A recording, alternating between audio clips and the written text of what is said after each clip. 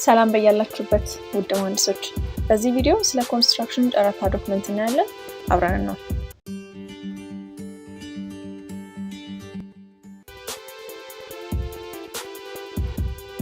አንድን ስራ ለመስራት በአቅራቢዎች ወይም አገልግሎት ሰጪዎች የሚቀርብ ዋጋና ስራን ለመስራት የሚያስችለውን አቅም በተጠየቀው መሰረት ለማሳየት የሚቀርብ ዶክመንት ወይም ሂደት ነው። የስራውን አይነት፣ ቦታ፣ አሰሪ መስሪያ ቤቱን ወይም ባለቤቱን ጠቅሶ ለስራው ኮንትራክተሮችን በማስታወቂያ ወይም በኢንቪቴሽን ደብዳቤ የሚጠራበት ዘዴ ሲሆን በውስጡ የጨረታ ዶክመንቱ የሚገባበትን ቀንና ተያያዥ ጉዳዮችን ይጠቅሳል። የኮንስትራክሽን ካምፓኒው አንድ ጨረታ ሲገዛ በጨረታ ዶክመንት ውስጥ የሚያገኛቸው ዋና ዋና ክፍሎች መካከል አንደኛው የዋጋ ሰንጠረዥ ወይም ደግሞ ቢድ ፕራይስ ብለን የምንጠራው ነው። ይህ የዋጋ ሰንጠረዥ የፋይናንሻል ዶክመንት ውስጥ የሚካተት ሲሆን በኤቫሉዌሽን ላይ ብዙውን ጊዜ 30% ድርሻ ይሰጣል።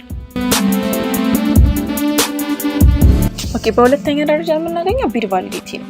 ጨረታ ከገባበት ቀን ጀምሮ አማካሪ መስሪያ ቤቱ ኢቫሉዌሽን ሰርቶ ይፋ እስከሚያደርግበትና ማንኛውም ተጫራቾች ክሌም ካለው የሚያቀርብበት የጊዜ ገደብ ሲሆን የባንክ ጋራንቲ ጊዜ ገደብ በዚህ ቀን የሚወሰን ይሆናል። ለምሳሌ ቢድ ቫሊዲቲው 120 ቀን ከሆነ ባንክ ጋራንቲው 120 ሲደመር 18 ቀን ጨረታዊ ከሚገባበት ቀን ጀምሮ 148 ቀን ማሰራት ይጠበቅበታል ማለት ነው። በሶስተኛ ደረጃ የምናገኘው ቢደር አድሬስ እና ሌሎች ዲቴሎችን ነው። በጨረታ ማስታወቂያ ላይ የሚገለጹት የአሰሪ መስሪያ ቤቱ አድራሻ የጨረታው ዶክመንት ላይም እንደዚሁ ይጠቀሳል። ሌላው ታይም ኦፍ ፕሮጀክት ሲሆን በጨረታው ዶክመንት ላይ ከሚጠቀሱት አንዱ ሲሆን ፕሮጀክቱ ወርክ ስኬጁል ተሰርቶ የሚፈጀው የጊዜ ገደብ ይጠቀሳል። ተጫራቹ በተባለ ጊዜ ገደብ እንዴት እንደሚጨርስ ወርክ ስኬጁል ከወርክ ሜቶዶሎጂ ጋር አያይዞ ያቀርባል።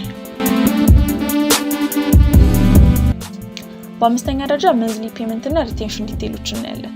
ሌላው በጨረታ ዶክመንቱ ላይ የምናገኘው ከተጫራቾቹ መካከል ያሸነፈው ተጫራች ኮንትራክተር ክፍያ አከፋፈል ሲሆን ከአድቫንስ ፔመንት ጀምሮ ኢንትሪም ፔመንት፣ አድቫንስ ፔመንት፣ አድቫንስ ሪፔመንት እንዲሁም ፋይናንሻል ፔመንቶችን፣ ሪቴንሽን ሪሊዞችን ጨምሮ የተለያዩ የፔመንት አይነቱ ዝርዝሮችን በግልጽ ያስቀምጣል። ይህ ህግ ግን አሸናፊ ኮንትራክተሩ ላይ ብቻ ተግባራዊ ይሆናል። ሌላው በመጨረሻ ደረጃ እንድናይ የሚፈልገው በኮንስትራክሽን ስራ ላይ የተለያዩ ጋራንቲ አይነቶች ሲኖሩ የመጀመሪያው ከላይ ጠቀስ ነው የቢድ ቦንድ ባንክ ጋራንቲ ሲሆን ከአሸናፊ ኮንትራክተር ጋር የሚኖሩ አድቫንስ ፔመንት ቦንድ ወይም ባንክ ጋራንቲ፣ ፐርፎርማንስ ቦንድ የመሳሰሉ ፎርሞች ይኖራሉ። በነገራችን ላይ በስራ ዓለም የባንክ ጋራንቲ የተጀመረው በኮንስትራክሽኑ ዘርፍ ስራ ላይ ነው። በነገራችን ላይ ጨረታ ዶክመንትን የገዙ ተጫራቾች ሁሉም ጨረታውን ለመሳተፍ ማሟላት ያለባቸው ነገሮች አሉ። ከነዚህም መካከል ጥቂቱን እንይ። አንደኛ ህጋዊነት ወይም ሌጋል ስታትስ ብለን የምንጠራው ማለት ነው።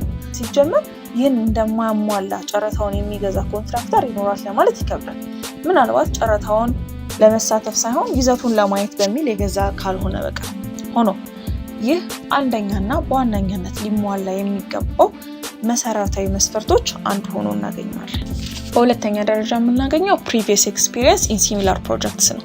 ይህ መስፈርት የኮንትራክተሩን አቅም ለማየት የምንጠቀምበት ሲሆን ሊሰሩት ያሰቡትን ህንፃ ተመሳሳይነት በበጀትም ሆነ በስትራክቸራል ተቀራራቢነት ያለው ስራ ወይም ፕሮጀክት መስራቱንና ይህንን አቅሙን ለመፈተሽ እንዲረዳ ብዙ ከሚቀርቡ የመፈተሻ መስፈርቶች መካከል አንዱ ነው። ለምሳሌ ሊሰራ የታሰበው ህንፃ ከመሬት በታችና በላይ ያለው ጥልቀትና ቁመት የሚሸፍነው ኤሪያ፣ ስትራክቸሩ፣ ፊኒሺንጉ አዳዲስ ቴክኖሎጂን ያካተተ መሆኑ በአጠቃላይ ሳይሆን ከዚህ ጋር በተቀራረበ በተወሰነ በጀት እና የህንፃው ገለጻ መሰረት ተጫራቾች ማቅረብ ይጠበቅባቸዋል። እዚህ ጋር ብዙ ጊዜ እንደ ኤክስፒሪየንስ ማረጋገጫ የሚቀርቡ ፕሮጀክቶች በጣም በጥቂቱ ከ70% በላይ የተጠናቀቁና ጊዜያቸው በቅርብ ጊዜ የተጠናቀቁ እንዲሆኑ ይፈልጋል። ይህም የኮንትራክተሩን ከረንት ስታተስ ለመገምገም ታስቦ ነው። ነገር ግን ግዴታ አይደለም። ሶስተኛ ደረጃ የምናየው ፋይናንሻል ኮንዲሽን ኦፍ ዘ ኮንትራክተር ነው። እዚህ ጋር ኮንትራክተሩ የየአመቱን ፋይናንሻል ሪፖርት በተጠየቀው አመት ማቅረብ ይጠበቅበታል። ይህም አንዳንድ ጊዜ ኦሪጂናል ወይም ደግሞ አውተንቲኬትድ የሆነ ዶክመንት ይጠየቃል። ካልሆነ ግን ላይጠየቅም ይችላል። ሌላው ፕሮጀክት ኦን ሃንድ ነው። ይህ ኮንትራክተሩ በእጁ ላይ ያሉ ፕሮጀክቶችን የሚገልጽበት ቦታ ሲሆን ይህም ኮንትራክተሩ ካለው አቅምና እጁ ላይ ካሉት ፕሮጀክቶች አንጻር ይህ ስራ ቢሰጠው በተገቢው ይሰራልናል የሚለውን ለመገምገም ይጠቅማል። ስታፍ ስትሬንግዝ ከረንትሊ ኮንትራክተሩ ያለውን የሰራተኛ አቅም በተለይ ቴክኒካል ስታፍ የሚገመግምበትና የካምፓኒውን ኦርጋናይዜሽናል ቻርት በማየት ለግምገማ ከሚጠቀሙባቸው መስፈርቶች አንዱ ሆኖ እናገኘዋለን። በመጨረሻም ሊስት ኦፍ ኢኩዊፕመንት ኤንድ ማሽነሪ እና ሌሎች አሴቶችን በጨረታ ዶክመንት ላይ ለሚሰራው ፕሮጀክት በማሽነሪ ስኬጁል መሰረት የሚያስፈልጉ ሚኒመም ማሽነሪዎችን ይጠይቃል። እሱ ብቻ ሳይሆን የሚቀርቡት ማሽነሪዎች የካምፓኒው የግል ንብረት መሆናቸው ብቻ ሳይሆን የማሽነሪ አገልግሎት ዘመን አቅም ትልቅ ሚና ይጫወታል። ይህንን ማስታኮ የጨረታው ዶክመንት የኪራይ ማሽነሪዎችን ለማስገባት ቃል ገብተው የአከራዩን ህጋዊ ፈቃድ አያይዘው እንዲያቀርቡ ድሉን ክፍት ያደርጋል። ሆኖ ብዙ ጊዜ ተከራይቶ የሚመጣው የኮንትራክተሩ ንብረት ሆኖ ከቀረበው ጋራ እኩል ነጥብ ላያገኝ ይችላል። እዚህ ጋር ልብ ልንል የሚገባው ግን ይህ እንደየጨረታው የሚለያይ ሲሆን ከላይ የተጠቀሰው መመዘኛ ላይጠቃለል የሚችልበት ጊዜ ይኖራል። በመጨረሻም ሁልጊዜም ልንረሳው የማይገባው ዶክመንቱን በስርዓት በኦርደር ካስቀመጥን በኋላ ሁሌም ለራሳችን ኮፒ ማስቀመጥ ይጠበቅብናል። ይህ ከጨረታው መከፈት በኋላ ለሚመጣ ማንኛውም አለመግባባትን ለመፍታት ይጠቅመናል። ከቪዲዮ ከብዙ በጥቂቱ የሆነ ነገርን ወስደናል፣ አውቀናል ብዬ አምናለሁ። አብራችሁን ስለነበራችሁ አመሰግናለሁ። ሰላም።